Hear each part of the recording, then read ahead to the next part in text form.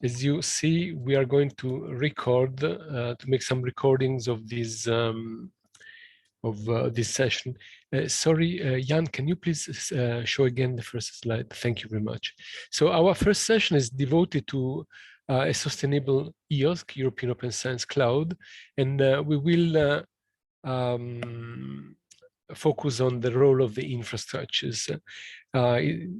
We have prepared a very interesting sessions, which was planned to be open now at 2 p.m. Due to the fact that we have more participants than expected, we will then have more time, spend more time on the breakout sessions, and we will then focus on finishing our sessions at 16:15 system. So this workshop is organized under the framework of the French presidency of the Council of the European Union. Please, Jan, can you please show the next slide? So again, this webinar will be recorded. The recording will be made accessible on the e-IRG web page. Please do not activate your microphone and video unless the host gives you permission. The moderator will keep the timing strict. So we will have 4 moderators by the end of, during the breakout sessions. So please follow the instructions there. Then use the chat for questions. You can do it at any time, and we will address your question and bring them forward to the moderator. Please make use of the survey for feedback on the agenda page. You will then receive a link via email, and you can comment on Twitter or send feedback to the e-IRG Secretariat. Next slide, please. Just a few words about the Infrastructure Reflection Group. The vision is to facilitate integration in the area of European infrastructures and connected services within and between member states at the European level and globally. And our mission is to support a coherent, innovative, and strategic European infrastructure policy making, and to enhance the development of convergent and sustainable e-infrastructure services. And we do it today with a series of breakout sessions, asking experts to be ready to interact with us. Next slide, please. The E-Infrastructure Reflection Group has worked the last 19 years, and we have also produced materials which have been published. I'd like to recall among them that the paper concerning the role of the national nodes in the implementation of the infrastructure commons and the instantiation of the European Open Science Cloud. It was published in 2019, but 3 years before that, we stressed the need for the infrastructure coordination at the national level and strong national building blocks, enabling coherent and efficient participation in the European efforts. And 2012, so 4 years before that, e-IRG outlined Europe's need for single infrastructure commons for knowledge, innovation, and science.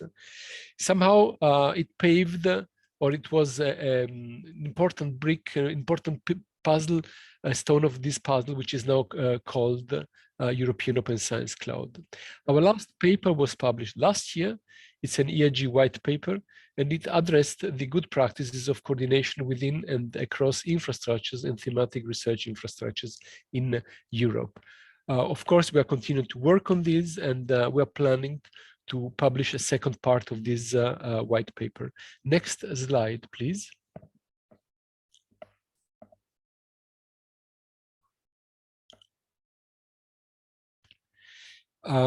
Concerning the white paper already mentioned, the coordination is continuously needed at the national level among all players concerning the infrastructures. That's why we are now entering a new phase in the development of this white paper, which is the phase of the analysis. And this analysis will touch the 3 levels that we have recognized or identified, which are the institutional, the regional, and the European level, and as well as the coordination across the areas. The first part of the paper was published on Zenodo. It's available under the link you see on this page. Again, all the materials will then be published at the e-IRG website.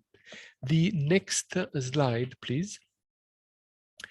I'd like to thank at this point the program committee that made it available, that made it possible to organize these three webinars. So starting now with the first one. So, and thanks is then to be addressed and gratefully addressed to Volker Beckman, who was chairing the program committee, Panos Agirakis from Greece, Marko Bonac from Slovenia, Jan Gruntorad from Czech Republic, Stefan Hanslik from Austria. And then I'd also like to thank the Secretariat, the support project. Without this Secretariat, it wouldn't have been possible to organize these sessions. So Jan Vibelitz, Fotis Karagiannis, Michael Maragakis, and Bernd Sauruger. The first session towards a sustainable EOSC, the role of infrastructures, will be open now. And I'd like to give the floor now to my colleague from the French presidency. Next slide, please. Please, Volker, the floor is yours. I guess you will then give the floor to Laurent. Yes, exactly. Thanks, Paolo. And we are very happy to welcome, even in a virtual form, the workshop today. And Laurent, I think you can give your welcome address. And Jan, you have to stop sharing your screen. Thanks. Thank you very much. Maybe Volker, if you can share the presentation, because maybe it's safer, because I have to leave at 15. Sorry for that, but we have here a new government. It's a bit complicated to organize. Thank you very much, Volker. So it's a real pleasure for me to address this this welcome from the French presidency, because as a former e-IRG delegate, it's always a pleasure to be here with you again. Next slide. This is very important to remind us that this e-IRG workshop is so important and addresses a key aspects of a program of the French presidency, because it is really well embedded in this in the presidency priorities. Of course, a lot of priorities you see are digital.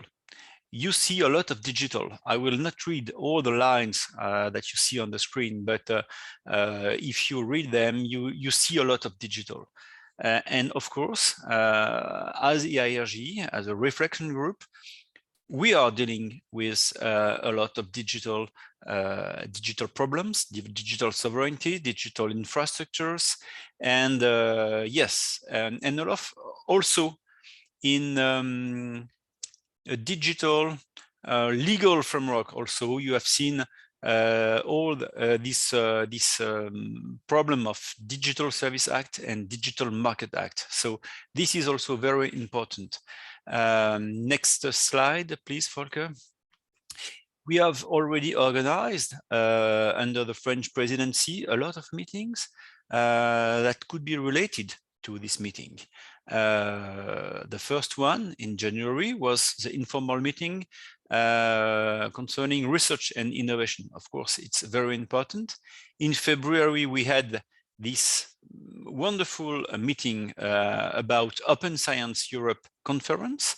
It was here in Paris also. And in March, the Euro HPC Summit Week. Then in March, just a week later, the S3 Forum. So I'm sure a lot of the audience, of you in the audience know, are so we're here to hear the conference, and then in May the IRG workshop. In June, we will meet in Paris for a delegate meeting. It will be a pleasure for us to welcome you here in Paris. And in June, Volker has already mentioned that there will be a EOS steering board here, also organized in Paris. So it's a real pleasure to organize this here in Paris again, in not by a remote way, and to see you physically here in Paris. Next slide, Volker. So, as we said, the IRG and the French presidency of the Union, e-infrastructure are vital in the digital transition.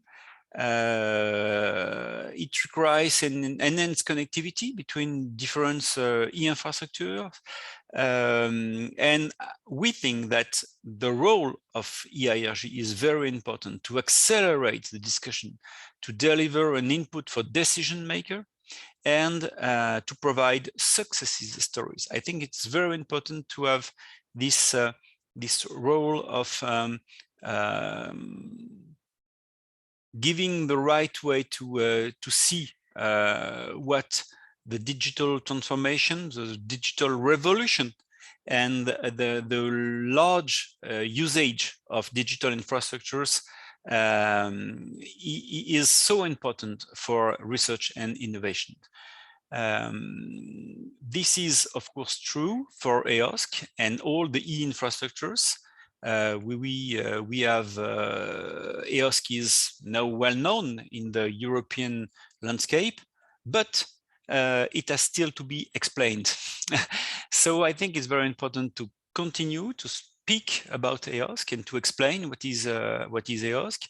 And it's also important, of course, to deal with the green and digital transformation of infrastructure. That is, digital and green are the priorities of the European Commission. So I think it's important to explain how green and digital we can work in this infrastructure landscape. Next slide, please, Volker. And maybe just a few words concerning the role of e-IRG today and tomorrow.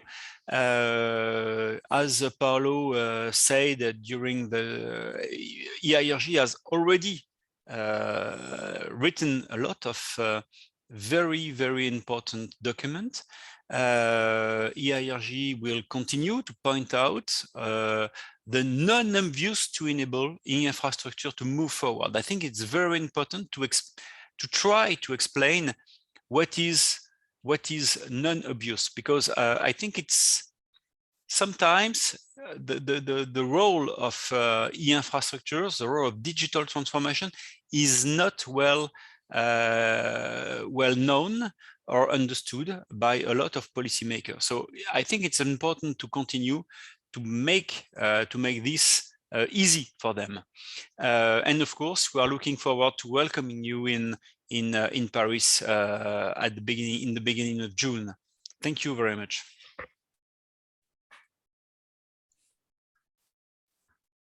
Thank you, Laurent. Thank you very much for this introduction. Is there any urgent question for Laurent? If not, then we let him go, because today we had the new minister visiting us, so there's a lot of turmoil in the building, and so this causes a lot of distraction from the usual workflow. Again, thank you, Laurent, and see you soon. Thank you. Thank you. So we come now to the next point. So as you know, we are discussing today EOSC and e-infrastructures. In order first to understand where we stand with EOSC, I would like now to give the floor to Thomas Neidenberg from the European Commission from DG RTD, who is going to explain to us how we try to evaluate how far we are on the national level in implementing EOSC and what we have learned so far from that. Thomas?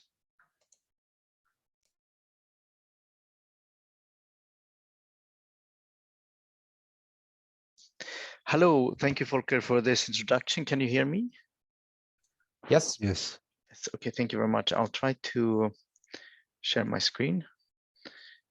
I have a slide deck here. Can you see a bluish slide? Yes. Yes. Thank you so much, and thank you. So I'm happy to join this workshop, e-IRG. It's very important that we discuss this, and I'm happy that we have started the discussion already last year between the EOSC Steering Board and the e-IRG on aligning interests and how we can advance the work of EOSC together.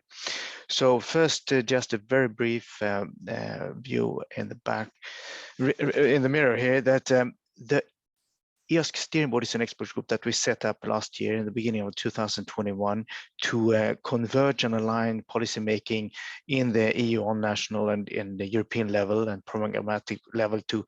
So it's a very important expert group to us, and its work has proven to become even more important as we move on. And now we see the first outcome of this expert group, and especially the work of one of the subgroups on the monitoring the national contributions to the EOSC.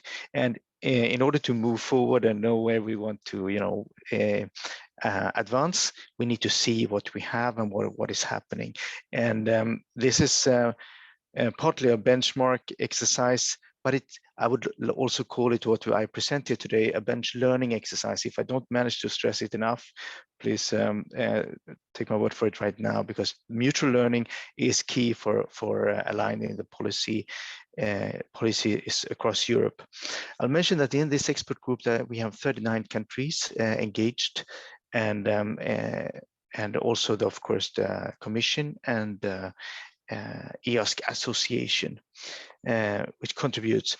There are member states and the associate countries, of course, to the EOSC, to the Horizon Europe Framework Program. The three parties here, let's see if I can move to the next slide. Yes. Three parties form actually a tripartite governance, joining forces. And we have several joint activities. There's no formal agreement between these three parties, the Commission, the countries, and the EOSC Association. But we're working together to advance the EOSC. So it's a concept of strategic coordination between us. So one of the key issues here is to enable and monitor the uptake of open science practices in Europe in line with the SRIA.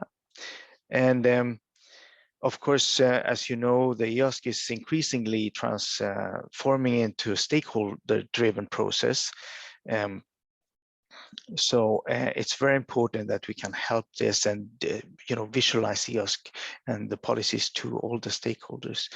The first tripartite event took place in December last year, and a key outcome of this was the agreement that three main issues needs to be advanced concretely. It's deploying, of course, the viable EOSC platform, the EOSC core exchange, and data federation, and expand this to the research communities. And the second one is to deploy a single joint capacity to monitor, and this is where I will maintain a focus on in this presentation, but also, of course, aligning policies, investments, and practices. The two second bullets here are really well connected, because we want to see what we have before we can work on put emphasis on different policies and investments made by the countries. This is, of course, not done in isolation. In parallel, in November, the Competitiveness Council recognized the development of the EOSC as one of its core policy agenda, cornerstones in the policy agenda for the upcoming 3 years. And what it looks like in the ERA policy agenda is this. So we have the three outcomes transformed from the tripartite event into this policy agenda as three outcomes. So deploying the core components is key, and we have connected this, of course, to the procurement, the EOSC procurement. And this procurement will build and deploy the operational secure cloud-based EOSC infrastructure, including the federated EOSC core platform and exchange. And what I want to mention with this slide is that we invite now market players from industry and research community to engage in a market consultation for this procurement. And during this consultation, we seek in particular feedback on the procurement approaches, technical challenges, and possible solutions.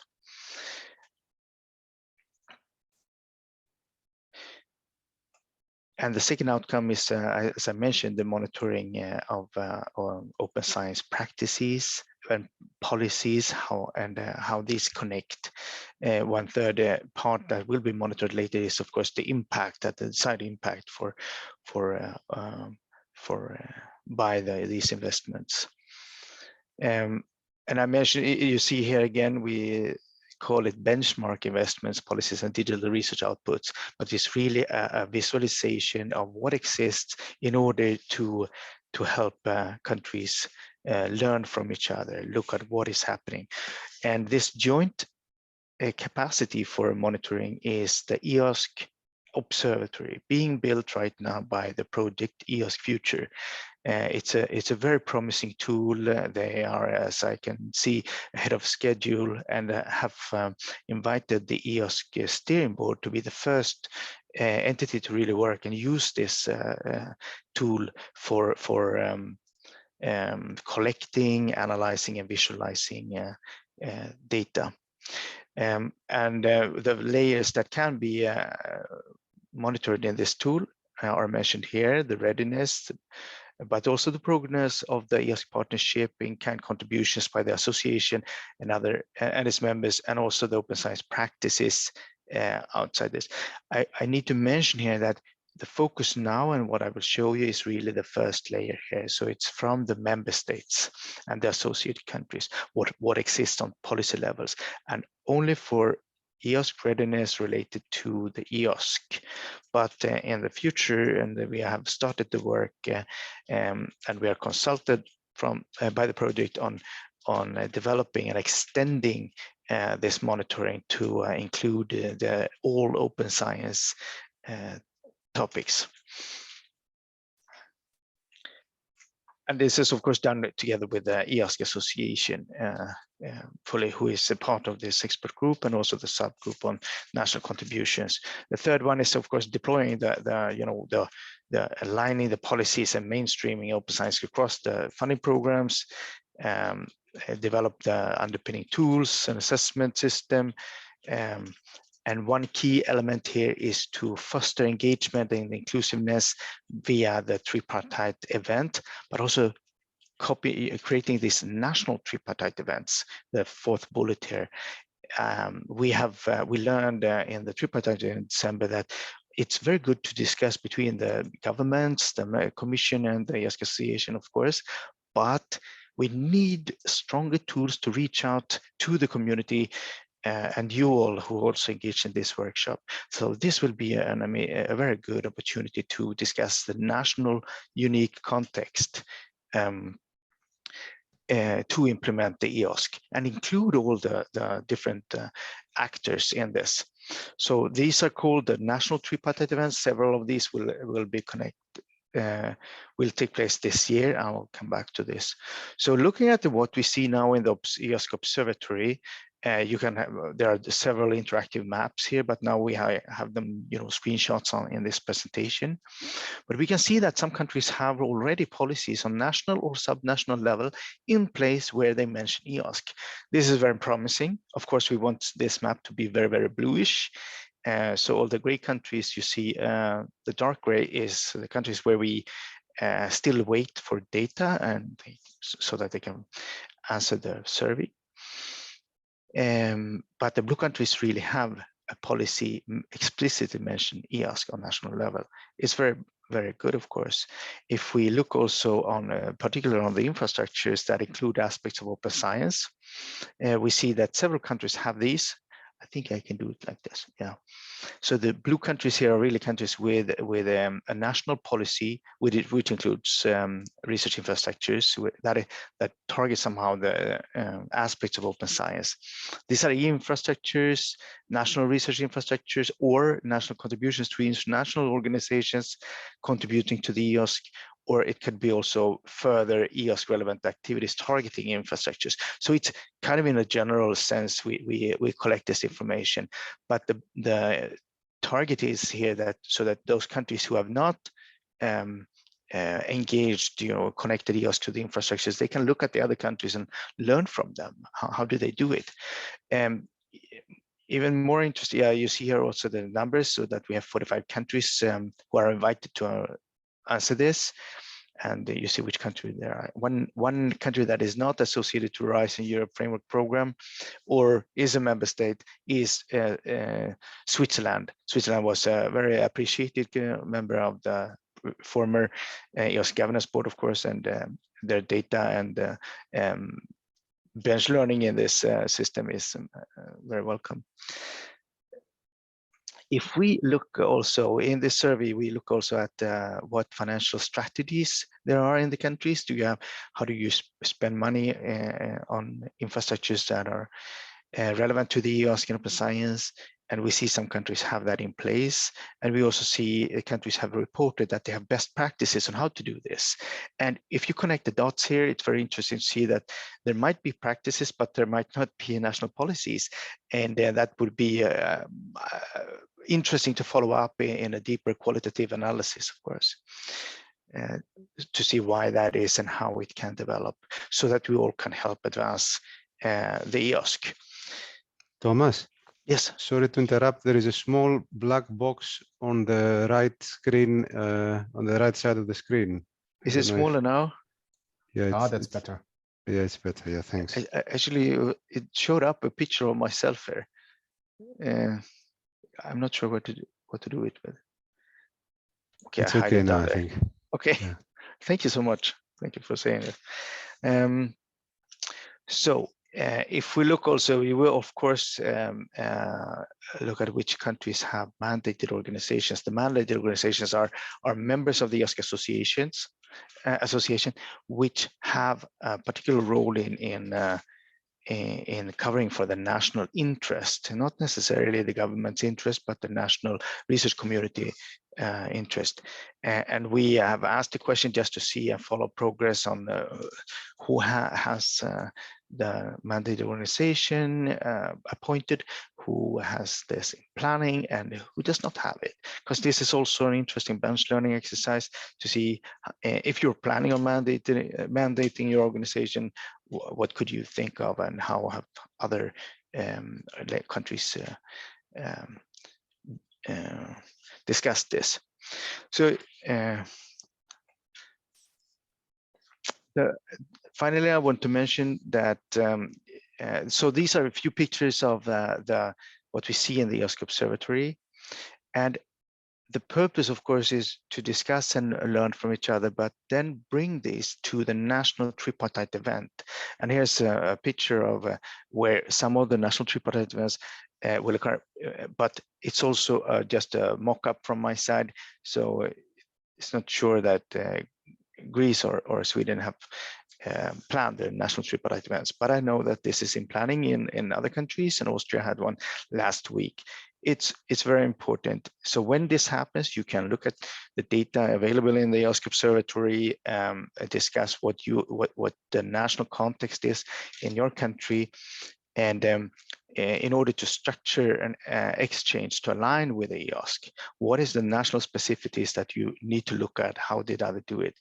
The four purposes that I can identify for the national tripartite events that should be brought, of course, to the big European EOSC tripartite event, which will take place in the EOSC Symposium this year in the autumn, is, of course, to structure the exchange, as I mentioned, to align with the EOSC, involve all the actors, research infrastructures, hubs, national hubs that connect with the infrastructures or initiatives relevant to the EOSC, but also to animate the EOSC. And it was mentioned by Laurent before. We have established the EOSC quite well now, and many people know about it, but still we need to make EOSC come alive in the national context so that everybody sees that EOSC is relevant now for them. EOSC is not something you just connect to later. It's not something that replaces what you do, but really should be animated in the actual practice now. Of course, incubate the EOSC readiness. Look at the different examples in the countries who work on EOSC who have EOSC's relevant activities that might not yet know about the EOSC. And here, the national tripartite events can be very important to nudge this, give a friendly nudge in the EOSC direction, and improve the advanced EOSC readiness. One key feature is, of course, for the tripartite events to maintain dialogue with the EOSC Steering Board, the Commission, and the EOSC Association. So therefore, the mandated organizations have a clear role also in these national tripartite events. And of course, connect with other coordination structures. There was a very good report from the EOSC Secretariat project last year on the national coordination structures. And this can be picked up in the countries and connected, of course, where these exist. And the overall purpose here is, of course, to advance the EOSC and implementation. Finally, I would like to mention about the monitoring. You see the links here to the different pages that are pointed at the EOSC tripartite event on the EOSC Future website, but also the tripartite collaboration has a visualization and information on the eosc.eu website. And there, hopefully, quite soon, you will also find some dates and tentative agendas for the national tripartite events, hopefully, as these are being planned.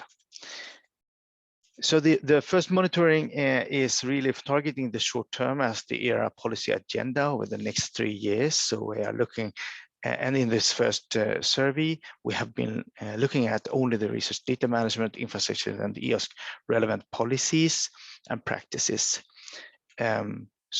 Practices means that we really ask if there is implementation of financial strategies and use cases, as you saw in the previous slide.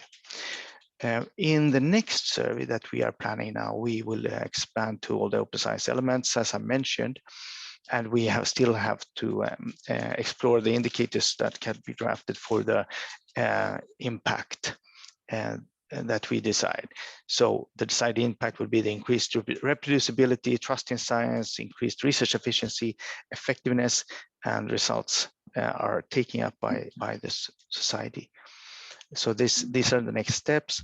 And of course, for the medium and longer term, we will return to this, and we hope that this first short term can really create a baseline with which we can set clear targets for the next years to come. Yes, thank you so much. That was my view on what is happening now on the monitoring and the subgroup A of the EOSC Steering Board. Thank you so much. Thank you, Thomas. We have now time for a bit of discussion.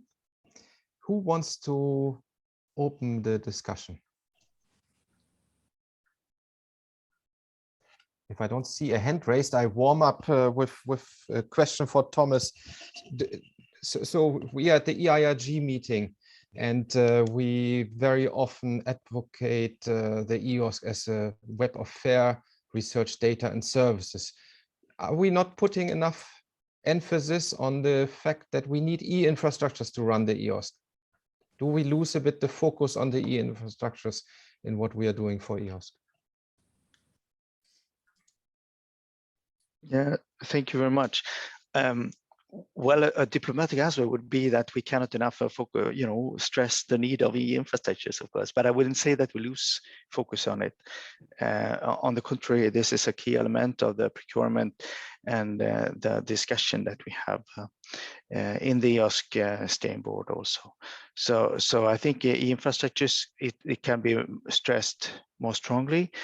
I think providing the Secretariat of the EOSC Steering Board, I see that we also need to follow the expertise that we have in the EOSC Steering Board and the expertise nominated by the countries to the EOSC Steering Board and its subgroups. And with that expertise, of course, this concept will develop.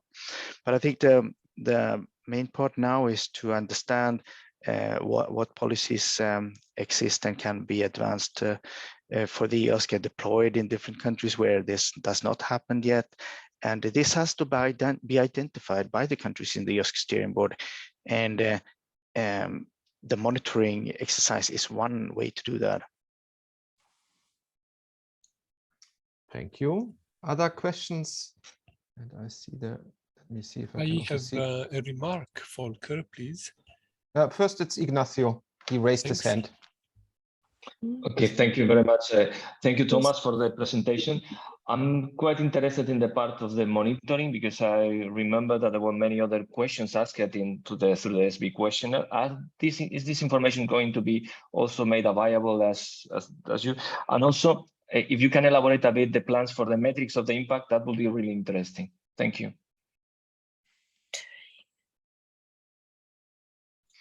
Thank you, Ignacio.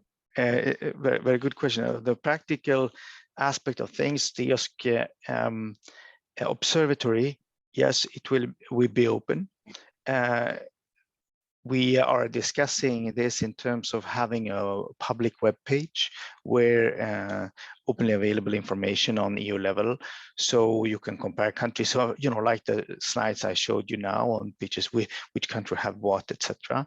And also the total amounts perhaps on how much money the countries are spending, not each country, but together, how much do we put in really? And I must say on this, of course, that what we are talking about now is really what targets the implementation outside the EOSC Association, what is complementing the EOSC Association work. Because in the EOSC Association, you have several, like over 200 members and observers, and they of course, focus on what they do, but the country monitoring really extends to outside this. So this is very important. It will be open, but no, I guess first by the end of this year. So until then, you will go through via your EOSC Steering Board delegate or contact Volker or me directly.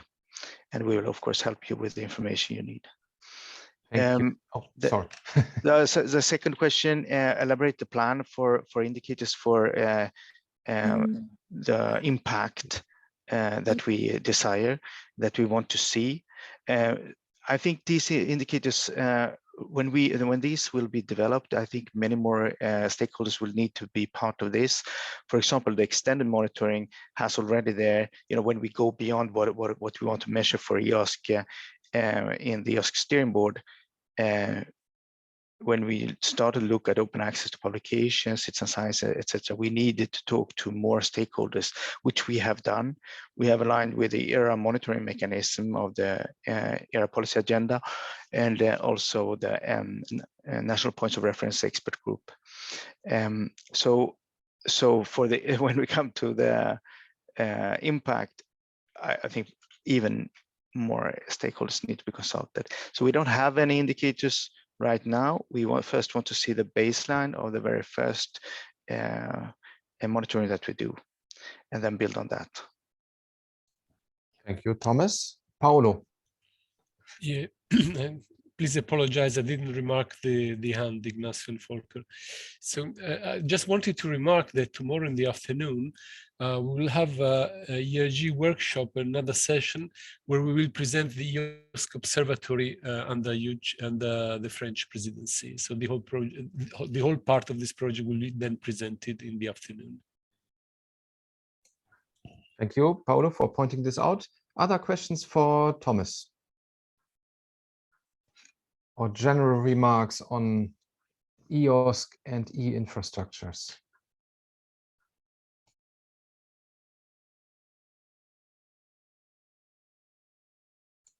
If not, then we caught up with the time of our event, and I would like to give the hand. First, I would like to thank Thomas for the presentation, and I would then like to hand over to Ignacio Blanquer, who is a professor of the Computer System Department at UPV. And of course, he is also our e-IRG delegate from Spain. Ignacio, can you share your presentation? Yes, let me just give me 1 second to share the proper screen. Right. Oops. I hope that you can see it on full screen mode. Yes. Can you advance also? Does it work with advancing? Yes. Yes, works fine. Thank you so much. Thank you, Volker, for the presentation. Thank you very much for this invitation to give a talk about the policy developments relevant for EOSC and e-infrastructure and the perspective from the e-IRG. So first of all, I want to set up which is the scope of this presentation, or basically the hat I'm wearing, because I don't want to create confusions as I have several roles. So the ideas and opinion expressed in these presentations have been discussed with the ERG members of this EOSC SB and ERG collaboration activities. Do not represent the positions of the view of both bodies, not the whole ERG, not other activities in which any of the people involved here participate. So I try to understand which is the perspective in which we elaborate this. So first of all, let me try to frame EOSC and ERG, trying to analyze the commonalities and try to see how they could, or what are the points in which there are good connections in which we identify some collaboration potential and some complementarity activities. So we take EOSC general objectives from the Strategic Research and Innovation Agenda. I will not go deeply on this. I will leave my colleague Giorgio Rossi later to comment if he wish. So stated 3 general objectives, one related to open science practice that become the new normal. The second on the definition of the standards, development of tools and services for the combination and reuse of data. And the third that focus on infrastructure, the establishment of a sustainable and federated infrastructure for open science. So taking this into account, and if we consider what is ERG that Paolo already mentioned at the beginning, trying to stress that ERG is an independent policy advisory body that has representatives from the member states and associated countries. So main focus is on policy advice. The vision of ERG is that an ecosystem of infrastructure which is inclusive and is holistic and spans all over different areas of infrastructures, like the different resource provisioning and different services and data. The mission of ERG is to support policy making. So it's not that technical board in which we'll foster development of a specific components, but it's more on the policy side and trying to define and help on defining the different coordination activities between vertical, horizontal, and also horizontal. So having the mandate to monitor the process of development for the implementation of the infrastructure commons, which is a very known concept in the context of ERG. I leave the links to the additional documentation there for your deeper analysis. So let me elaborate a bit the infrastructure commons. It's a term that was initially presented in the roadmap of 2012 and has been further evolved in the white paper of 2013 and the ERG roadmap of 2016. And defines the infrastructure common as the political, technological, and administrative framework for the shared use of distributed electronic resources, taking into account convenient access and cost effectiveness. So it can be defined as integrated living ecosystems of resources and services, friendly, user-friendly, and accessible to European researchers. More information in this link. With these two concepts, I think that there are many points in common. So let's try to see different actions that have been discussed in all these meetings that we have had between the EOSSB and the ERG members that could identify some common activities. So let's first put on the focus. So according to the guiding principles, EOSC is seen as the European endeavor for sharing research data, right? So EOSC has a much closer relation with the actual thematic areas and disciplines. And there's a need, or there's a need of ensuring, as it was mentioned before by Volker, this intertwined with the underlying layer of the infrastructure that are needed for working together. So it's several times mentioned in the part of the in this RIA that this complementary between the data and the data providers and also the infrastructures that that provide the tools that are needed for the data infrastructure, for data providers to make the data reusable and exploited, and vice versa. So the need of the infrastructures of data to make for their real sense.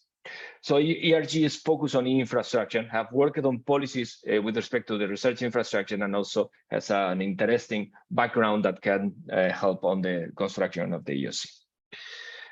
So the following point is, one general objective is the federation, and federation goes beyond coordination. And ERG has been focused strongly in the last years and months on the, analyzing the coordination between and across infrastructure and thematic research infrastructures. And one proof of this is the white paper that was released on November 2021, link available on the screen, that presents paradigms at the institutional, national, regional level, the same levels that are also, relevant at the different layers of EOSC for defining these good practices of coordination. It has an analysis of institutional, national, regional contributions, and some detailed annexes that can be seen with more specific details.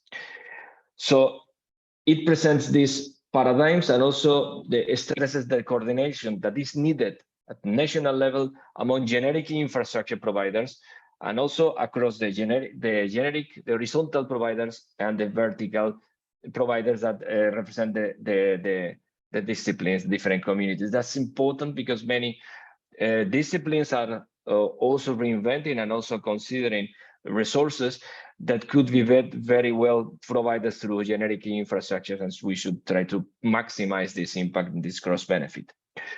And coordination should expand across the countries at the different levels. So that's the second point. So let's continue with another important point, which is the sustainability. Sustainability is key to be defined to make the global concept of EOSC viable, because the management of the preservation of the data, the processing of the data, the discoverability of the data requires services, require resources, and the sustainability of those infrastructures that support those resources could compromise the sustainability of the whole EOS context. So it's important to pay attention on the sustainability of the infrastructure, which is an important focus of the ERG since long ago. So the ERG is working on the analysis of the sustainability at the different levels, because infrastructures are funded at different levels, institutional, national, regional, and EU levels. And there's a need to have a better understanding of the infrastructure cost. Now, as it was presented by Thomas, we are moving from a capital expenditure approach to an operational expenditure approach through activities at some models like the procurement that will contribute to this part, or will make it. In the last EOSC General Assembly last week, there was one interesting presentation from the Funding Sustainability Task Force that was saying that infrastructures in general need to be considered for the long term, and the cost for the acquisition and the cost for the operation are absolutely needed to be considered in the planning. Moreover, one important goal of the EOSC is the composition of services, having data discoverable, having the data transfer, having the data processes, having the data published. And this interconnection of services makes the cost model much more complex, because there are many providers, there are many services, and then the sustainability should ensure that all those services have their revenue funds, revenue sources, in order to ensure the sustainability. And then understanding this cost model and understanding which are the main and the key assets that we have to ensure that they are available and they are funded and they are provisioned, it will be very important. So there's a need of an agreed methodology across data and computing centers in Europe in order to evaluate the cost aspect, in order to define and analyze those costs. Continue with additional activities that we think that could be of common interest and could also leverage the experience of ERG is the national dimension. So EOSC delivery model includes these three dimensions: the European, the national, and the institution, like any other study. ERG is a country-based advisory body. It has representatives at the ministerial level. EOSC SB also is national level. EOSC Association has also the mandated organization with a wider national representation and also acts as on behalf of the national community. And then there are many activities that are maybe not overlapping, or at least can be complementing and putting together. I mean, one example are all those monitoring activities and consultation that are going at the different levels, which need to be at the different levels, but some coordination could help a lot on having the message well distributed, sharing the data that has been obtained from the different bodies, coordinating on the questions, facilitating all the process, or even having common way of presenting the information. So this liaison will ensure that we could even maximize the impact. If we have the same message agreed from different channels, it will also have a further impact on the nation stakeholders. And finally, another important point to consider is the users. So the infrastructure in several countries are expanding beyond the researcher. Despite that the researcher is the main target or the golden user in all these EOSC concepts, we cannot forget that there are other users, other targets in the EOSC context. We can see this from the documents on the digital skills that was presented from the EOSC in the previous activities, or directly on the other in the different task forces. So the e-IRG is addressing these issues, which are related not only to research but also cultural education data, also quite supported by the NRENs, which are serving those domains. And these activities could also provide good practices that can help on the understanding the global landscape. And the last point that we wanted to bring here is on the part of the interoperability. I mean, this, I don't mean a technical work, right? So I want to stress that ERG is a policy body, right? As it was presented before, the minimum viable ecosystem, minimum viable EOS has 4 layers, has 4 blocks. And one important point is the interoperability framework, which is that provides guidelines, specification standards, API for the composition of EOSC services that put the glue among the different components. So there was, in the last ERG delegates meeting, there was a presentation from the Commission, from Michel Schuppe, Lina Munari, that was stressing the possibility of ERG helping on this point.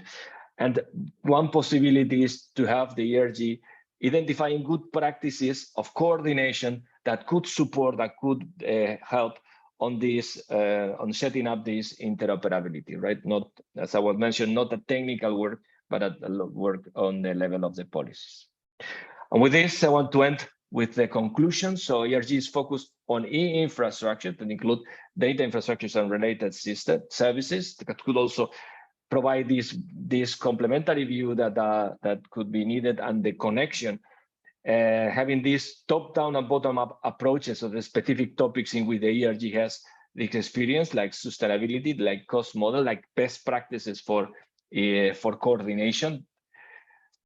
Provide further coordination at national level, which is needed. We need good practices at national level, which are very successful in some countries, to be identified, studied, and transferred to other countries.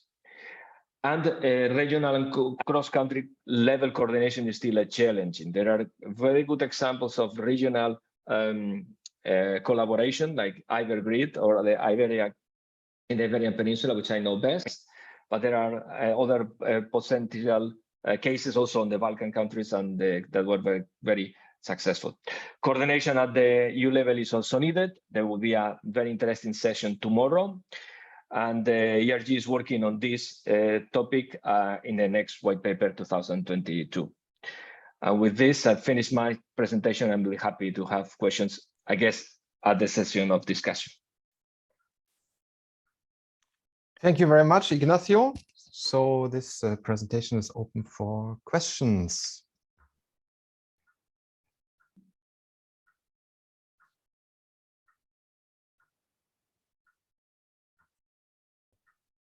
Yeah. So, well, I have a question. Yes, Paolo. Thanks. So there was a question raised, or a topic raised by Volker. It was concerning the role of the infrastructures in the EOSC building process. I would like to start there by using the term infrastructures and e-infrastructures. And now, on referring to your presentation, Ignacio, I can recognize a triangle, not a tripartite, a triangle, which is the EOSC Steering Board, the EOSC Association, and then on one point, the infrastructures. In the middle, I now see the e-IRG as a policy advising entity. So what could be, from your point of view, just resuming again, the role of the infrastructures, not of the EOSC, in the policy development? How can they contribute in services, in digital governance, interoperability framework? What kind of message could be sent by the infrastructures? What is your opinion on this? Right. So let me phrase a bit the concept, because it's always confusion. I think that everyone has its own definition. So I consider infrastructure mainly this horizontal infrastructure that provide resources, services on the top, and I typically use the word research infrastructure for those that are more close to the S3, that they organize and provide the data, and are community driven, right? So that for me, I mean, this alignment of research infrastructures, community with e-infrastructure is very important to understand. I mean, there are many very good examples that are being used, and I think that this coordination could derive on policies at the end. I mean, there are very good success stories on providers that are seamlessly integrated. I mean, this is very important also to understand how the agreement on the access is done, because sometimes there are the access to the infrastructure are based on excellence, on competitive calls, and there are specific agreements. It's important to understand quality of services, important to understand all these things. And this could also end up with policies that could be implemented at global term. I don't know if I answered your question, Paulo, but that's what I understood. It's just about messages, what kind of message you could send. So you gave us your opinion. Thanks. Okay. Volker? Yes, there's a question. No, yeah? I think it's first. Dale is first in line. Okay, sure. Sorry. Sure. Yes, hello, I hope you can see and hear me. Okay. Ignacio, thank you very much. It was a really interesting presentation. I was interested in the point that I understood you were making, that the infrastructures perhaps need to be better understood in an EOSC context, and perhaps have an almost a higher profile. I was wondering if you could elaborate a little bit further on that point, please. You mean, yeah, there was at the beginning, yeah. So this is an analysis that we had, a discussion that we had on these bilateral meetings that we have from the ERG and the EOSC SB, right, at the beginning. So it was clear to understand that the EOSC is quite focused on the data and on the discipline, which is totally necessary, because it's absolutely a key point in order to, organize the data, in order to provide the compliance with the FAIR principles, their viability. This is absolutely key, right? And in order to make this also exploitable as a larger scale, we need the infrastructure. So clearly that we need this connection, right? So I think that it's important that these two activities are well understood, that are coordinated together, that consider each other. And I know that this also is well resolved in some specific vertical cases, right? So I think that what we should also take into account is go to the mature disciplines that you already have this approach done, and try to understand what were the approaches that they follow, right? So that's more or less what I see. Thank you very much. Really helpful comments, and I agree with you. I think it would be very helpful to illustrate things more clearly in that way. Thank you. There's time for a short question by Panos. Yes, Ignacio, on the last couple of slides that you showed, in the trend that e-infrastructures at the national level, they tend to move on. We discussed this in the delegate meet several times, to move on to other e-governance, such as fields like health or identifications or security, these kind of things.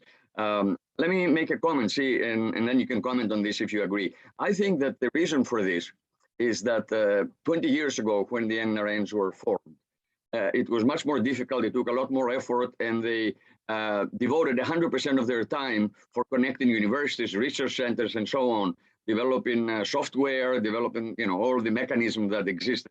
Now, let's say 15 years later, this is already placed. This is already in place, in order, and it doesn't require so much effort as it did 20 years ago. So for this reason, they are able to move and provide additional services that they were not able to do so 20 years ago. Can you comment on that? In other words, how has it moved in the last 20 years? And I'm talking about the national agencies, because in my country, I've mentioned that in our meeting, it has very strongly appeared in the last 20 years, that move. Can you comment on this, please?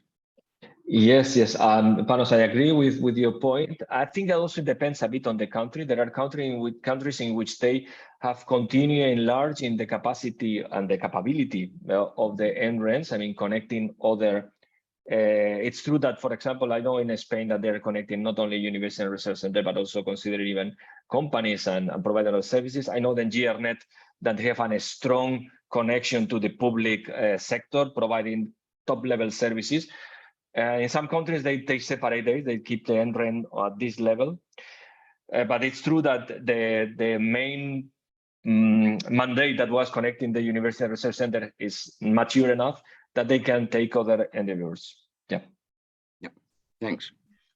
Thank you for this this discussion. Thank you, Ignacio, for this presentation. We now come to the point of view from the EOSC Steering Board. And for this, we have invited Giorgio Rossi, who is a professor of physics of matter at the Department of Physics of the Università degli Studi di Milano. And many of you know him also as free chair. But today, Giorgio is here because he is the French delegate on the EOSC Steering Board and in the policy, in the subgroup, which is discussing policies. Giorgio, the floor is yours. Yes, I can speak French fluently, but in fact, I'm the Italian delegate to the steering board. So thank you for inviting me. And just to make the point where we are in the steering board on the policy issues that were chosen as three most urgent, among other possibilities, but three most urgent points to try to develop a policy position. And a subgroup has been defined to work out a draft for these positions and to organize somehow the discussion at the steering board level with the aim of coming with a robust proposal of a policy paper by the time of the tripartite conference. So the three policy issues that have been chosen are data literacy, including the definitions and the potential of education and teaching, the EOSC and the private sector, so the node of how to deal properly with the collaboration between public and private sector in constructing the EOSC and the EOSC services, and the sovereignty on data, and has been defined the EOSC sovereignty on fair data, and we see that these are sensible issues. So the goal, as I said, is to come by the time of the tripartite conference in November this year with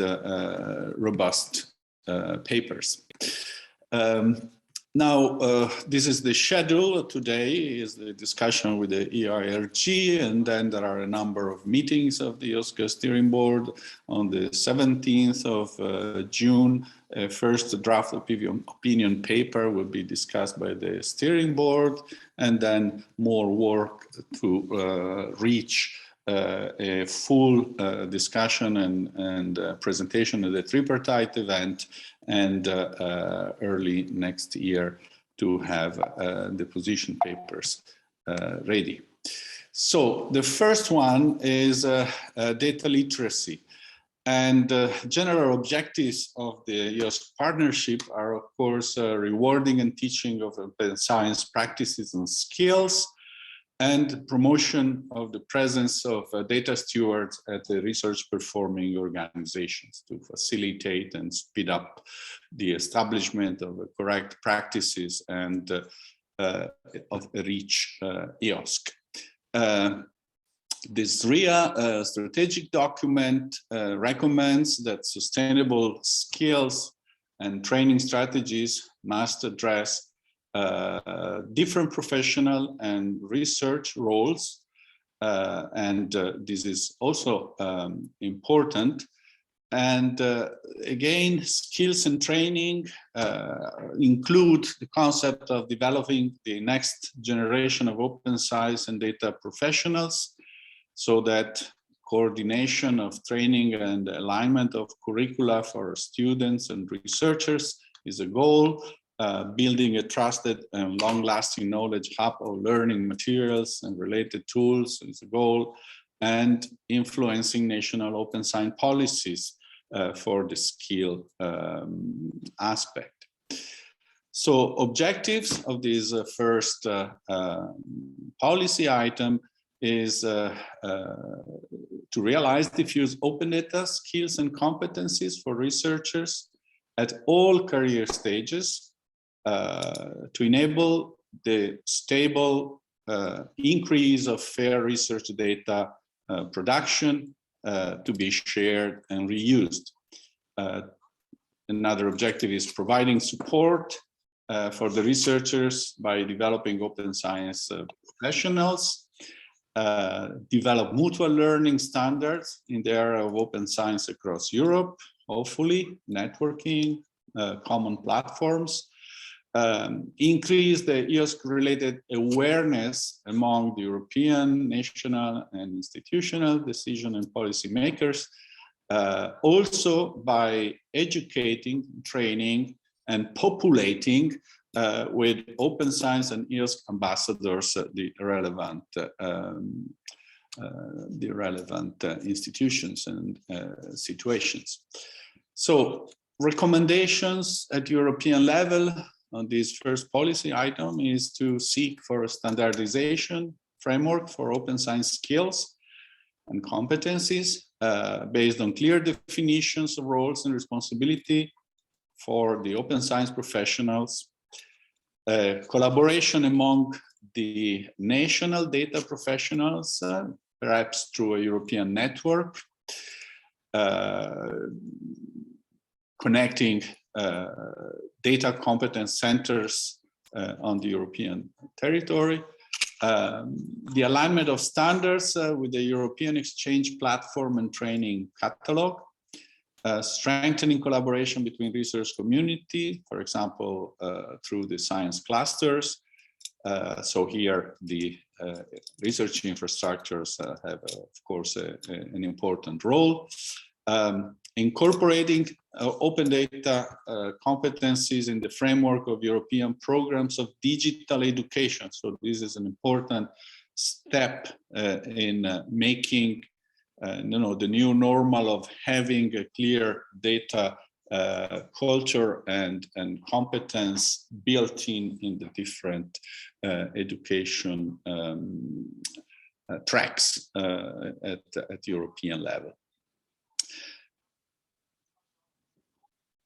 Recommendations that are more directly at the national and institutional level are the alignment of national open science related policies with the other countries, of course, in the area of data literacy, the development of models of career paths for open science professionals, building support staff capacity centers that will provide training for fair data professionals and upskilling for researchers and other currently already employed technologists or support people for realizing the EOSC. Creating frameworks for recognition of the skills, of the open data skills and the competencies. To develop discipline or domain-oriented learning programs that should incorporate data literacy in the curricula. And this is something that we said also at European level, but certainly has an important component that must be developed at national level. Then institutions of research performing and research funding organization should provide the role and the definition of data stewards, curators, software engineers, should build and support competence centers for the data, and of course make mandatory to implement data management plans. The second policy issue is on the role with the interaction with the private sector. So here the EOSC Memorandum of Understanding says that additional private investment should be mobilized to exploit or scale up the results of the EOSC partnership. And also the SRIA stresses that to realize the full potential of EOSC, it needs to reach a broader public sector and private sector together and stimulate industrial collaboration and include SME and developers in the design and implementation of the EOSC software. So objectives, short-term objectives, develop an open science playground. Recommendations at the European level is the European public research sector should remain the driving force behind EOSC. That is a strong statement, but also a careful analysis of the procurement in Horizon Europe as a tool to support the EOSC core activities should be made. And the rules of participation in EOSC should also be carefully reviewed in order to define the proper role of the commercial providers in the construction of EOSC. And then, of course, explore and exploit all the possible synergies with initiatives like Gaia-X. At national level, the recommendations will be try to align with the EOSC all national investments into the private sector for fair data service provision.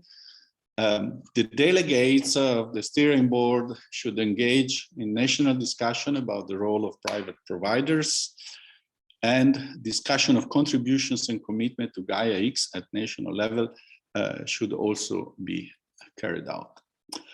Third issue that has been discussed is the one of the EOSC sovereignty on fair data. And the background of that is clearly understood that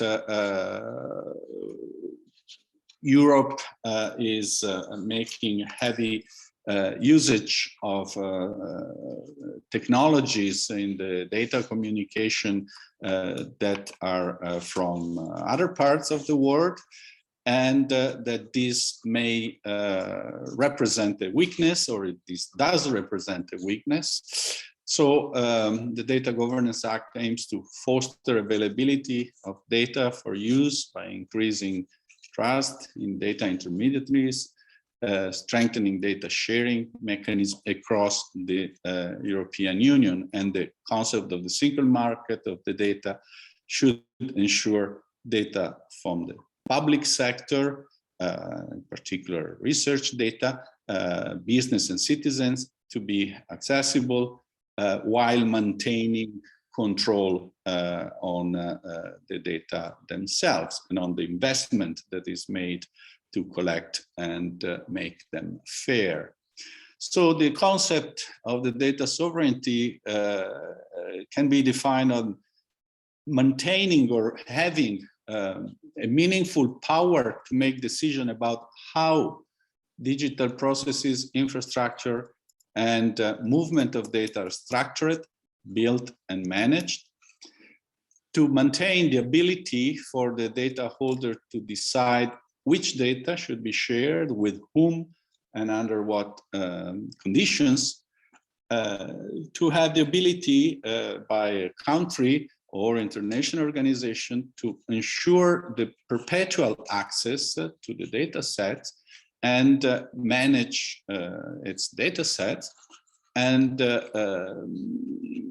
overall, the notion is that data should be governed by rules. And so all these, if well structured, should in fact augment the notion of openness and interoperability, making clear what are the limits of ownership, certainly important for personal sensitive data, effective control of data flows and usage, the applicability of legal rules over data infrastructures, the relationship with the commercial sector, defining a level playing field. Recommendation at European level are the EOSC sovereignty on fair research data. So this specification is a proposal for a policy convergence across the member states to cope with the data sovereignty issues. Fair, of course, is the common language for the data sharing and reuse. Fair data resources in EOSC deserve special attention, considering that they have a high intrinsic value, which means also a high intrinsic cost, because they are verification or development of technology for fair by design acquisition of data are big investments. There is, of course, intrinsic value on the quality of the data, if the quality of the data is carefully monitored. And all this ensemble of investment, the research plus the extra effort to make the research data fair should be well managed and, let's say, protected. So EOSC should realize an ecosystem in which the fair data are available, are collected and shared in a trustworthy environment, and the user always retain some sovereignty on the data. So more recommendation is that implementing this EOSC sovereignty on the fair data will include meaningful control and tagging of data quality and persistent integrity, physical meta geolocalization, knowing where the data are and are being analyzed, clear conditions and common supporting tool for licensing, preservation of IPR, recognition of authorship, effective control over the technical infrastructure, common tools, and promoting and evolving the EOSC interoperability framework. At all levels, therefore, all partners involved in the EOSC should contribute to establishing the sovereignty on the FAIR data. The EOSC partnership should monitor that the IT architecture of EOSC and the services must cope with the sovereignty needs. The research communities, including the research performing organizations and the infrastructure and the learned societies, should also act on the sovereignty values and issues, developers and operators, and of course the EOSC Federation. And how should they act? What are the instruments? The instruments should be common guidelines. National policies should be updated with reference to the sovereignty, updated EOSC rule of participation, procurement and tenders of IT solution and services, investment in quality control solution, as well as in skills. So we see that the three issues are strongly interconnected. More on the rule of participation, those should adapt to the evolving quality standards in discipline and communities. The initial phase shall define. The initial phase here is a proposal should be that one in which we can define a highly reliable set of suppliers of FAIR data and services who agree on quality control criteria of the data sets to be made fair and accessible. So starting EOSC at the highest quality, initial quality, by relying on the most robust existing experiences through communities and infrastructures. At the national level, the contributors should be clearly identified. List of national EOSC-ready nodes should be constantly updated and shared. And at an institutional level, also the readiness to contribute with contents and services should be qualified and quantified. So these are the three areas in which the discussion is ongoing, and the EOSC Steering Board will evaluate later the effects and the effectiveness of these policy issue position papers that will eventually be ready by the end of the year. Thank you very much, and sorry if I went a little over my time. Thank you, Giorgio. No problem. I think we started a bit late. There is a question for you, or a comment by Anne Serrault on, please comment on data sovereignty versus open science. I don't know if Anne wants to say a word explaining this question.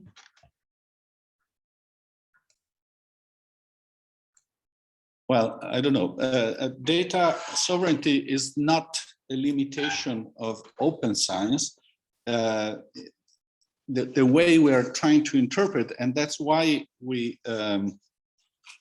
specified sovereignty on the FAIR data, is exactly to protect the high quality and also consistent investment in terms of time and resources to make high quality data sets and to preserve their quality. What does it mean? It means that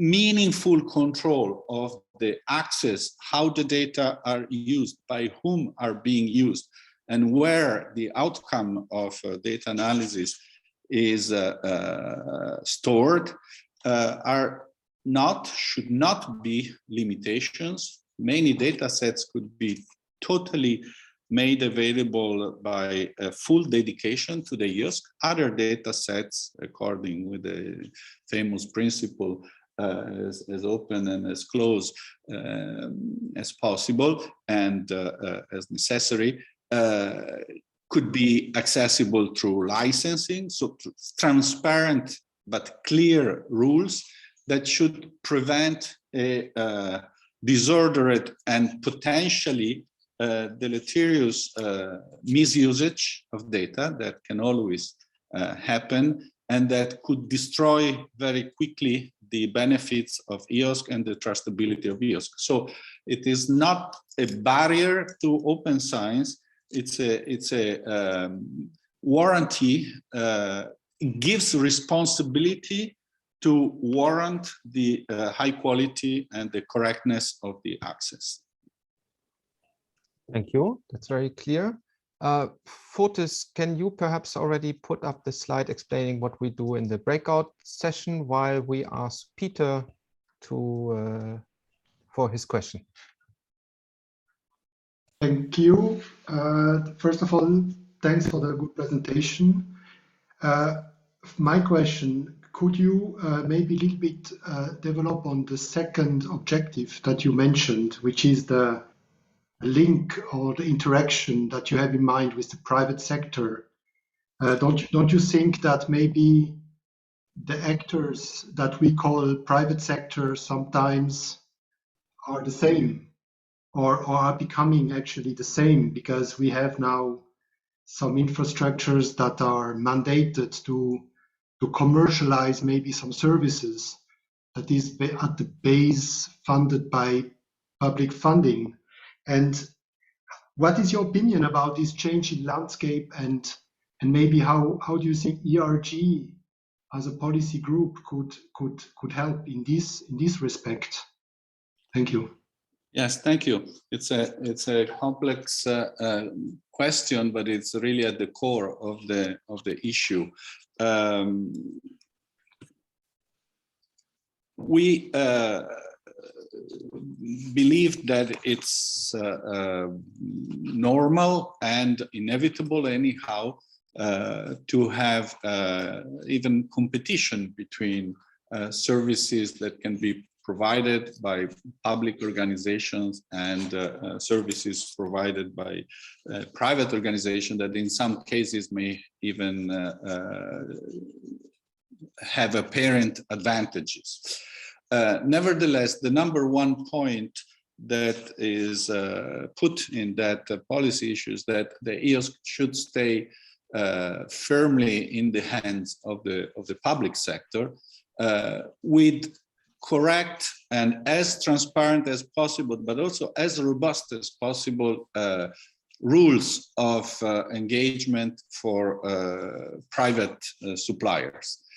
And I think in the difficulty of making these transparent but robust rules, there is a clear need of work, but at the same time, that's the only guarantee that the system doesn't drift away from control. And here again, I think if we manage to refine for the positive value of that, the concept of data sovereignty, that could temper some of the risk of the interaction with the private sector. There are some monopolists around as of today, and we have to cope with that. But it's also, as it has been written in a number of policy papers by Europe, a strategic, and unfortunately we're even seeing application of that in these very days in the contemporary history of this year. It's a strategic issue, and strategic, if you go at the origin of the word, is connected with war and military. So I think EOSC is a delicate object. We are dealing with EOSC for research data, fair research data, and that's our level. But I think it is at this level that we should understand what are the real fundamental aspects of that will make it robust altogether, even in the expansion to the economy sector or to the society sector. But it's a complex issue, and e-IRG can be extremely useful because all ingredients must come in together, and a deep knowledge of the production side, let me call it like that, and production of services, production of data movement, production of storage is absolutely important. Thank you, Giorgio. Thank you also for the participants for the interesting discussion. We are now moving to the next part of our program today, where we would like to discuss with you what are the main policy issues between EOSC and e-infrastructures. And for this, we will go into breakout groups. You don't have to do anything. You will be directed automatically to one of the breakout groups where we then take the discussion from there. And I would like to ask Fortis or whoever is doing the assignment perhaps that instead of half an hour, we give us 25 minutes because we are running a tiny bit late. Thank you. So see you in a moment in the breakout rooms, I hope.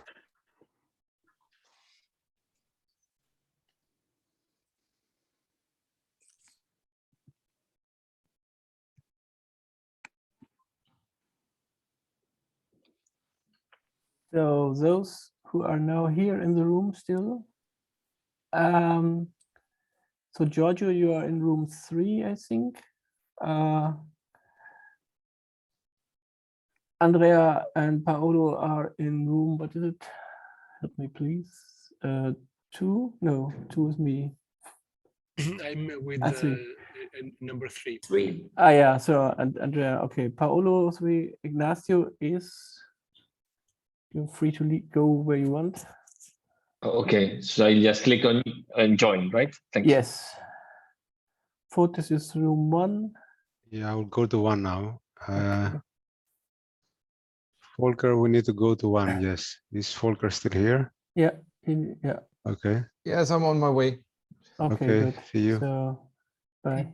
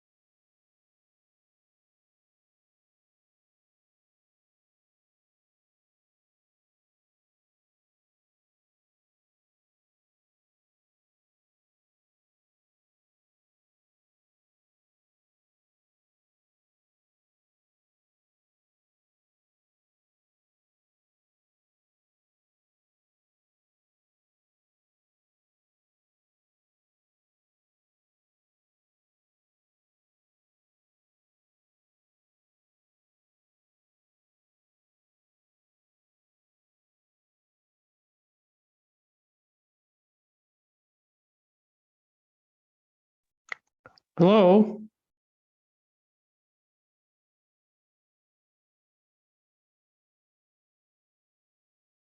Sorry. Hello.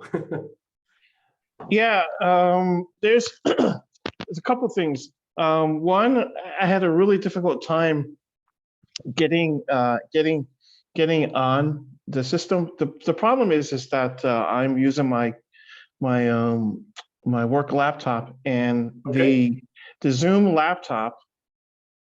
I'm sorry, the laptop has an old Zoom application, and which means I have to access the meeting through the web browser.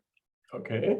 And that's great. That's wonderful. Except the person who sent out the information for the links did not provide the passcode. They just provided the links. And so there'll probably be some people in my situation who could not connect to the Zoom meeting because the passcode was not provided in the contents of the email. I see. And what I did was I installed the Zoom on my phone because it's the newest application. Okay, I see. But So, I have to be rather strict. Can you post this into the chat, because I have to be in one of the groups, and the only way I can post this in the chat, the community chat, is to log back in and put that in there. But someone should really know this. This is a sort of an oversight in the preparation, because I'm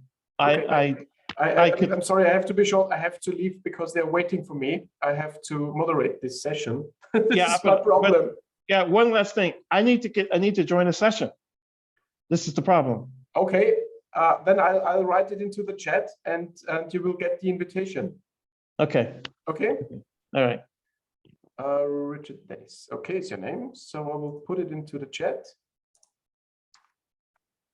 because it works immediately. So.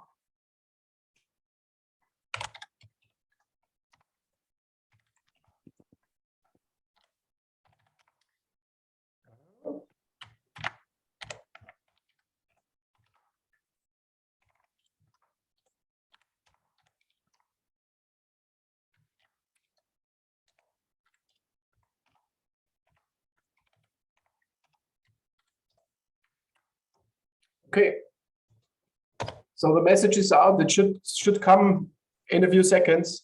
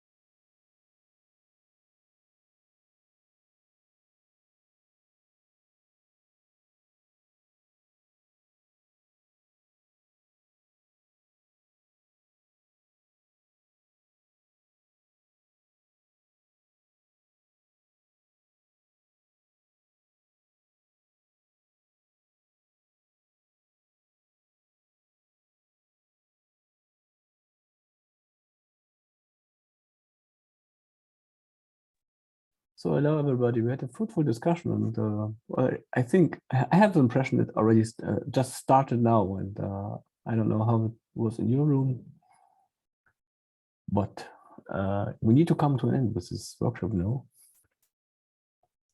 So here we are.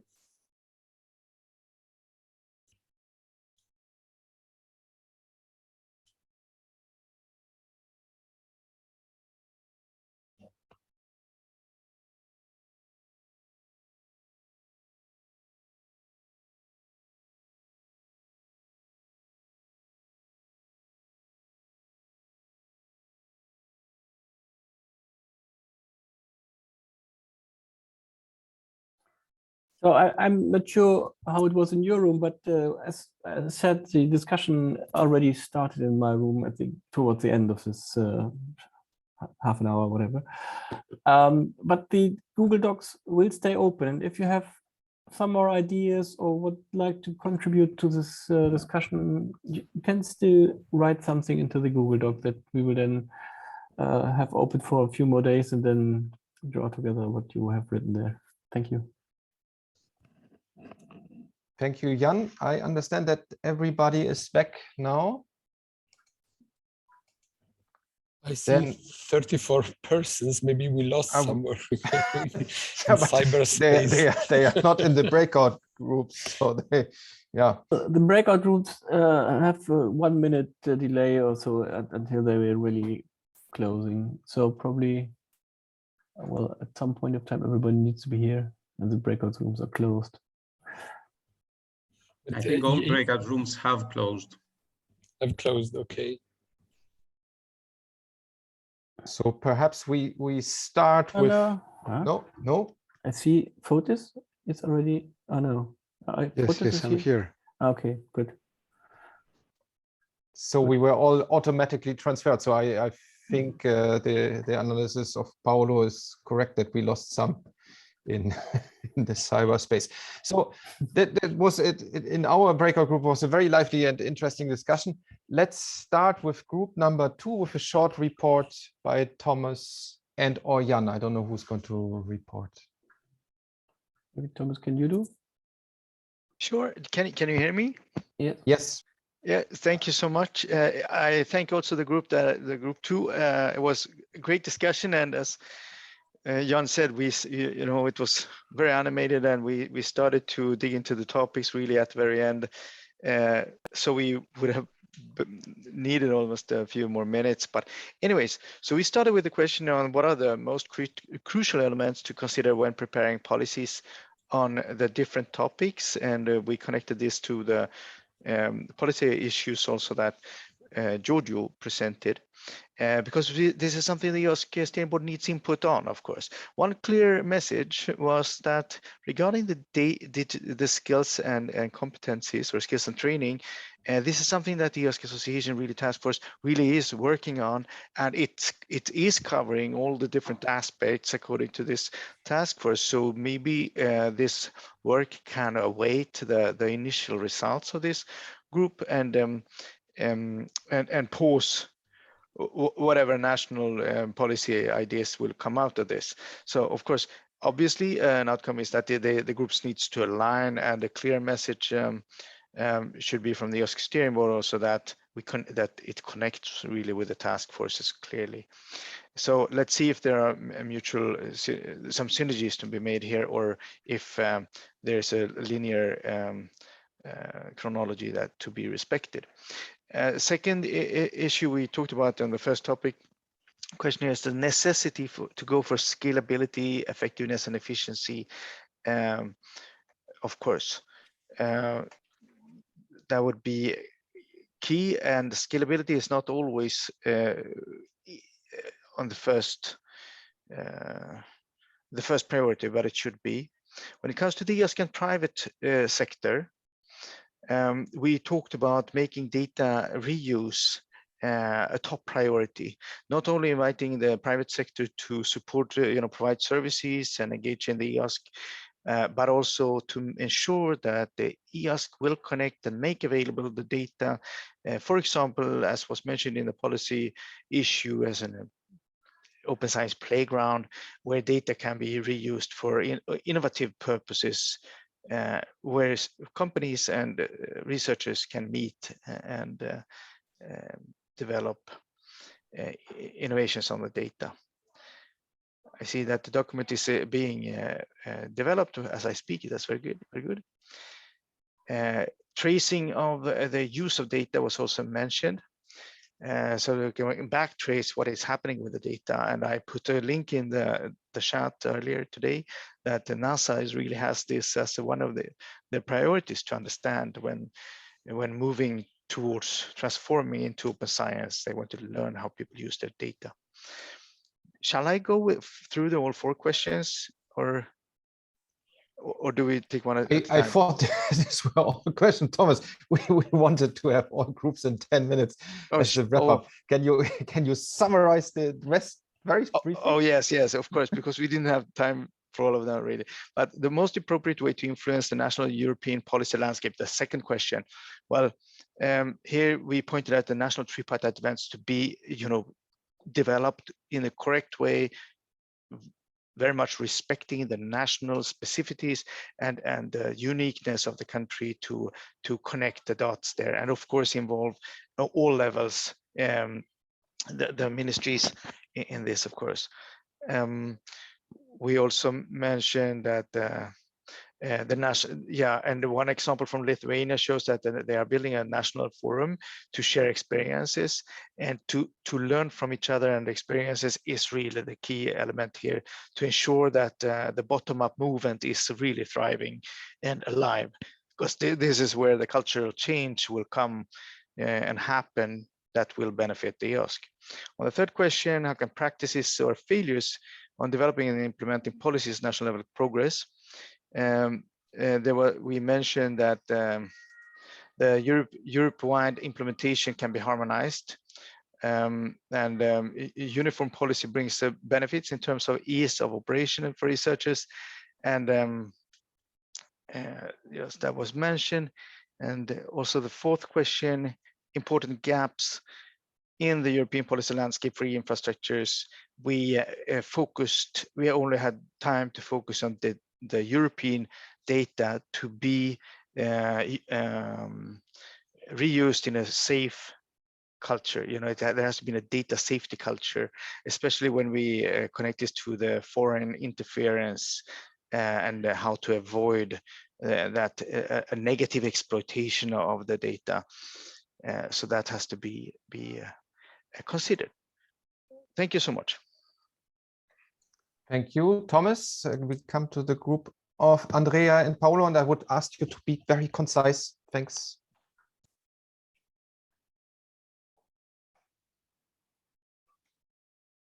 And with the micro. Yes, Andrea, do you want me to talk? Okay, so we mainly focused on 2 questions or 2 topics. The first topic where we focused was the first one, which is what's the most appropriate way to influence a national and European policy landscape. The second topic we were focusing on was the third question, which is, do you see important gaps in the European policy landscape for infrastructures, apart from the policy issues under discussion? Namely skills and competences, EOSC and the private sector, data sovereignty, and the EOSC Steering Board. So the result of our discussions can be resumed like this. We saw different levels in Europe, starting from Ignacio's presentation, and they are concerning the national, the European, and the local institutional level. The problem is that from the point of view of the European Commission, they see these levels, but they also see a lot of people wearing different hats and acting in different manners according to the initiatives or institutions they belong to. So one question to the European Commission could be posed like this: what is your perception concerning the different roles of the different heads of the same persons acting in the 3 levels? Then there is there was a question we discussed is what kind of instruments could be appropriate. Then gaps are existing between real situation and expectations. So the real situation concerning the EOSC is one, and the other one is the expectations of the different stakeholders. We call them amalgamation of stakeholders. Another topic is that some stakeholders which are of relevance are pursuing their own strategy. For example, we mentioned the very big, large publisher. How can the infrastructure side be linked to the data side? This was another question we were pursuing. And in many countries, these links have been yet made also at local operational level. So, for example, in Germany. Concerning the second question, namely, concerning the question number 3, the gaps. So we see that the different levels present different gaps, but these gaps are depending on the countries. And skills development seems to be a big issue in all countries, with differences to be made between industry and public sector. At European level, there is not a clear reference. The exchange of good practices is fundamental. The expectations of communities should be met not only in one region, but also in other regions of Europe. We need more than exchange of good practices. We need a common concept of interoperability, stronger frameworks concerning rules of participation. Then we went to data sovereignty, which is linked to data protection. And so at the end, it seems that there are 3 points that were tackled in our discussion. Namely, we have to look beyond Europe, not only concerning data privacy and interoperability, but because science, especially open science, does not recognize borders, and data sovereignty and data protection is to be preserved. The quintessence of these 3 points are: we have to look for equivalence. We have to look for equivalence in which we can meet in our discussion with other countries or regions of the world. So this was the resume. Thanks, Paolo. Next is group number 4, Stefan or Michael.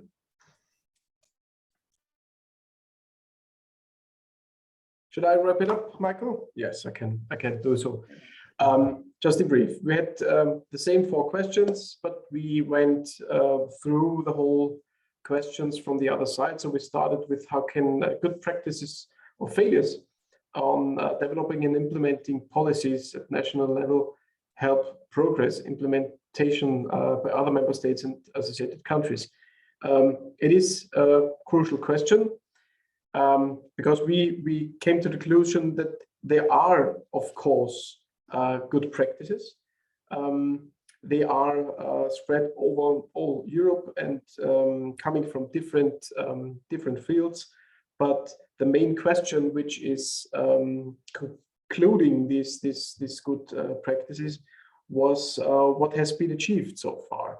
So it was more a deeper question than on what do all these good practices show us, and also in terms of defining the failures on developments or the gaps in the implementation. Concerning the e-infrastructures, we also concluded that there are very well established groups that are working on this federation of infrastructures since quite a long time and are very good experienced in their domain, but not necessarily over all domains. But the main aspects of some of these problems are the same, which showed us that there is something like a red line which goes through all disciplines and over all infrastructures. So we concluded that this is, of course, part of the European process of implementing the EOSC. So it's not solely one problem. We also discussed, especially when it comes to question 3, what's the most appropriate way to influence the national and European policy landscape. We mentioned that the exchange between member states is here essential. Also, to have a view to other member states, how they are dealing with their policies and how they are implementing these policies. So this is the learning effect of this process was here the answer. Which is also referring to the question of if there is a gap in the policy landscape. And there we concluded that, of course, one or the other member states, from the member states' view, has a gap on this, but in the whole, there is a very good and high quality source of different policies which are applicable to most of the countries. So everybody can choose what is best out of it. To question 2, which are the most crucial elements to consider when preparing policies on these topics, there was a short and brief discussion, because we ran out of time, about the open science related issues, because we know that the big proportion of the pre-existing open science policies in Europe, and also the general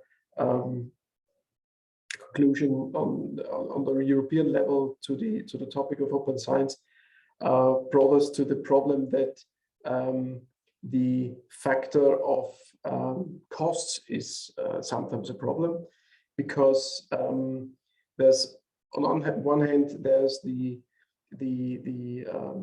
policy which gives a common understanding about what would be the aim, but it not necessarily is also well connected to the budget of the member states and the budgeting. So money and the costs of opening data, especially when it comes to new infrastructures or new software, is a severe problem from time to time, because the figures for the financial needs of the whole open science process and even in EOSC is not rather clear. So this is in a nutshell what has been said in our group. Thank you, Stefan. And for group number 1, Fotis is going to make a short report.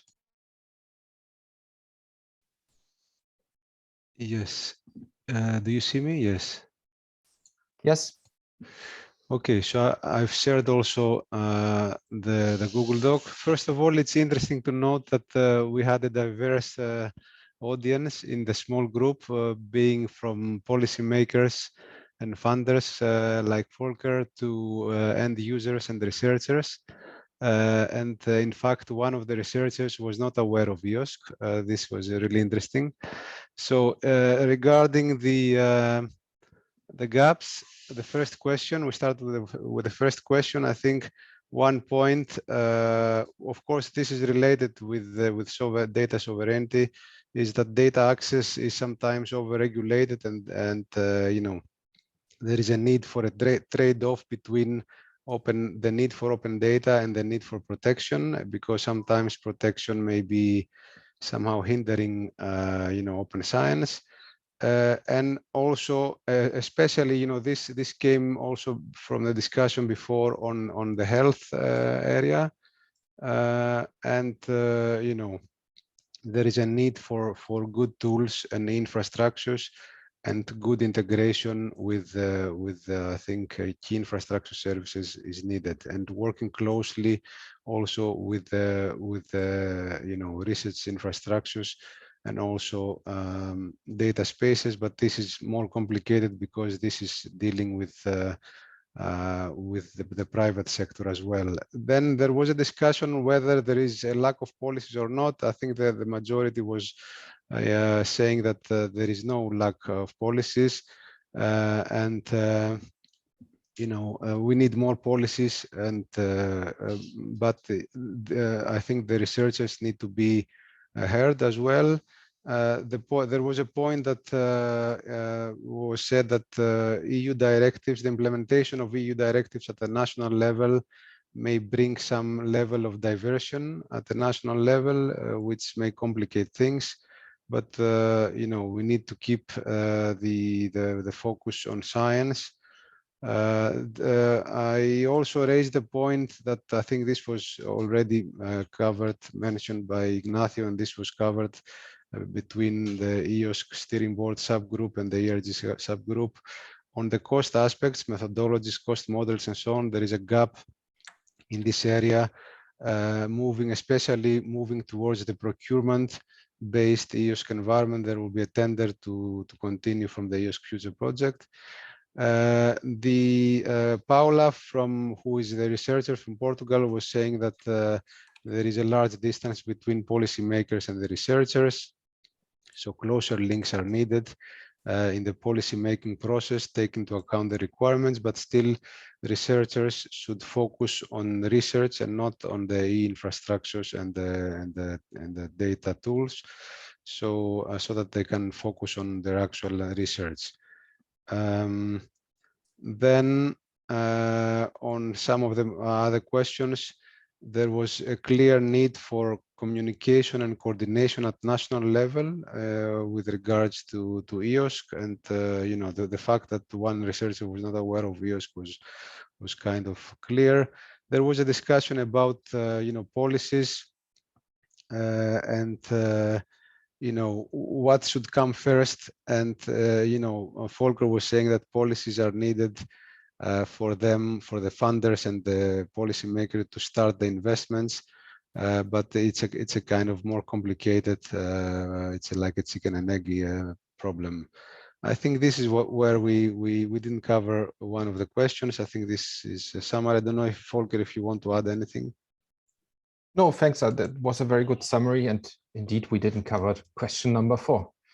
So I would like to give the floor back to Paolo now with a significant delay. I'm sorry, but there was so much to discuss, and I think this was very rich this afternoon. Paolo? Thanks, Volker. Well, delays, yes, it's a delay, but I believe that it was a good experiment. We did something new. We had these breakout sessions. It was the first time, I believe, at the moment, the last 4 years, that the direct contact with the EOSC Steering Board, that the members could be established in such an easy way.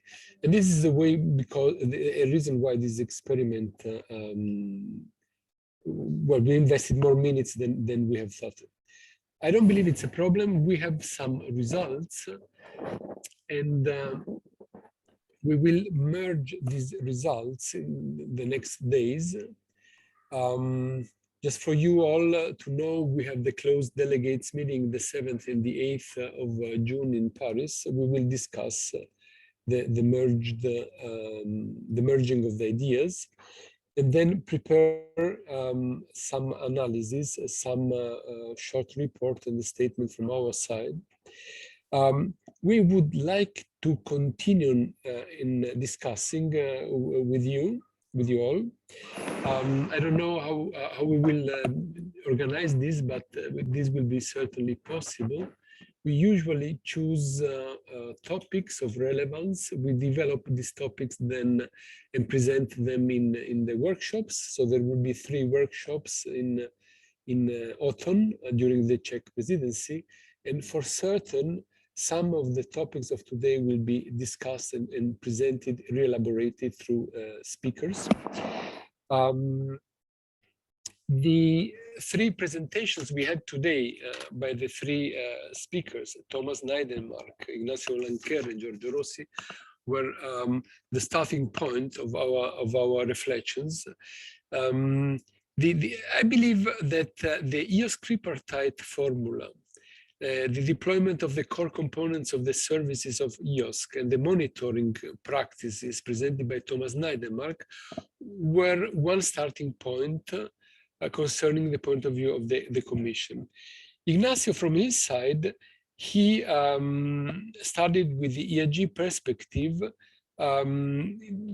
describing on how a policy advising body like EIRG could take some profits in its reflection concerning European, national, and local institutional level.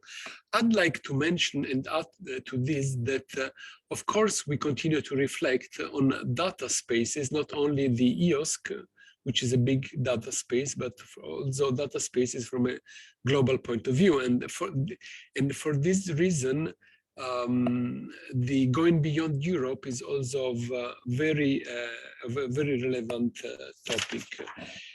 Giorgio Rossi then presented us some recommendations, offering us a very good developed formula of recommendations. I'd like to invite all attendants to take a look at the PowerPoint presented by Giorgio. He pointed out three points. He pointed out three levels: data literacy, skills development on one hand, EOSC and the private sector, and then EOSC sovereignty and fair data. This was the point of view of the steering board. The art now is on how to combine these three different points of view and then interpret them into the European level, into the national level, and then into the local level. So we will try to do this, we will try to do our own translation and present this. It's my pleasure to close now this session, inviting you to tomorrow's sessions. There are 2 more sessions. I'd like to remind that the EIRG workshop is organized within the framework of the French presidency of the Council of the European Union, and with the support of the EIRG Secretariat and the French Ministère de l'Enseignement Supérieur, de la Recherche et de l'Innovation.